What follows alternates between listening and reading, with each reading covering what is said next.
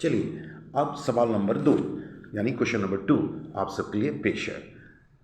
इसमें ये इन्फॉर्मेशन दिया है कि हमें इसका क्वाड्रेंट, एरिया ऑफ क्वाड्रेंट निकालना है। जब आप सेक्टर निकाल रहे हैं तो क्वाड्रेंट निकालनी भी कोई बड़ी बात नहीं है। याद रखिएगा क्वाड्रेंट मीन्स क्या होता है, थीटा का वैल्यू 90 डिग्री। थीटा कितना होता है, 90 डिग्री। अब इसे हम लोग करेंगे।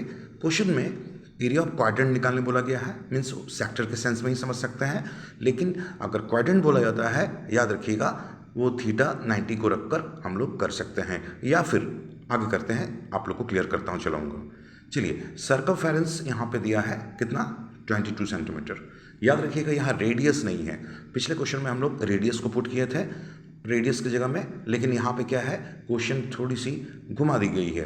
क्या कर दिया गया है, इसका सर्कमफेरेंस। आई होप आप लोग को मालूम होगा कि कोई भी सर्कल का सर्कमफेरेंस जो ये होता है, ये डिस्टेंस को, ये लेंथ को बोला जाता है सर्कमफेरेंस। ओके, तो वो कितना है 22 सेंटीमीटर। लेकिन इत्तेफाक से इस क्वेश्चन में रेडियस नहीं है, लेकिन जब एरिया ऑफ क्वाड्रेंट या एरिया ऑफ सेक्टर हम लोग निकाल रहे होते हैं तो उस केस में हमें आर की होना बहुत ज़रूरी होती है। R means radius. Okay, then चलिए रेडियस कैसे फाइंड आउट करेंगे।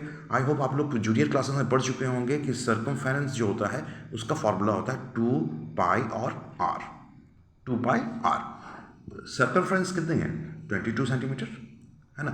ओके, इक्वल टू 2, फिर है 22/7 एंड हमारे पास रेडियस नहीं है तो आर ही रख देते हैं। चलिए अब क्या हो गया, तो 22 इक्वल टू 22 इससे और इसे मल्टीप्लाई कर देंगे, यानी आएगा 44/7 एंड आर। ओके, अब आर इक्विवेलेंट करना होगा, आर को इक्विवेलेंट में रखना होगा, इक्वल टू में रखना होगा। देन कैसे रखेंगे, तो 22 तो हमारे पास पहले से है, इस 7 को क्या करेंगे, इससे मल्टीप्लाई कर देंगे और इस 44 को नीचे डाल देंगे, तो हो गया हमारा सेट हो गया, इक्वेशन सेट हो गया। देन अब हम लोग क्या करेंगे कि 22 को 44 से काट देंगे। देन हम लोग के पास आएगा आर का इक्विवेलेंट, यानी आर जो है वो 7/2 के बराबर हो गया। कितना हो गया, R equal to 7/2। Okay, radius clear हो गया। चलिए अब आगे बढ़ते हैं। तो आगे बढ़ने के लिए थोड़ा सा इरेज करना होगा आप लोग को इस क्वेश्चन को, इस स्टेप्स को। चलिए, तो आर तो हमारे पास आ चुका है। अब हमें क्या करनी है, क्वेश्चन के मुताबिक ये करना है कि इसका एरिया ऑफ क्वाड्रेंट निकालना है। तो एरिया ऑफ क्वाड्रेंट फिर से मैं बता दे रहा हूँ, इसे 90 थीटा का इक्विवेलेंट 90 होता है। तो अगर हम 90 और बाय 360 रखते हैं तो आप लोग जानते होंगे 0 कैंसिल हो गया, ये 1/4 के बराबर होता है, तो ये 1/4 के बराबर होता है। तो इसे हमें एरिया के क्वाड्रेंट के सेक्शन में अगर रखते हैं तो इसे हम लोग ऐसे भी रख सकते हैं 1/4 पाई आर स्क्वायर। सेम एज कैसा है, एरिया ऑफ सेक्टर के फॉर्मूला के हिसाब से। वहाँ क्या हो रहा था कि θ/360, देन हम लोग यहाँ क्या लग रहे हैं 1/4, बिकॉज यहाँ एरिया ऑफ क्वाड्रेंट बोला गया है। Quadrant means welcome back my dear students in your own YouTube channel Sen education centre.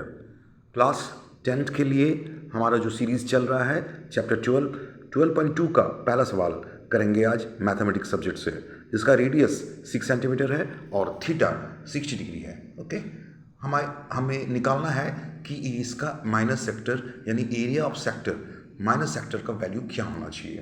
Then last video के डिस्कशन के बाद आप लोग क्लियर हो चुके होंगे कि कोई भी सर्कल का जो सेक्टर होता है, माइनर और मेजर सेक्टर होता है, तो माइनर सेक्टर का एरिया हमें निकालनी है।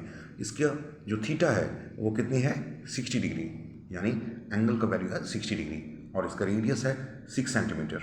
Okay, then area of sector find out करना है, मीन्स ये सेक्शन। तो एरिया का फॉर्मूला, एरिया ऑफ सेक्टर का फॉर्मूला होता है θ/360, okay, and pi r square. अब इसे हमें रखना है, थीटा का वैल्यू 60 है, 60/360।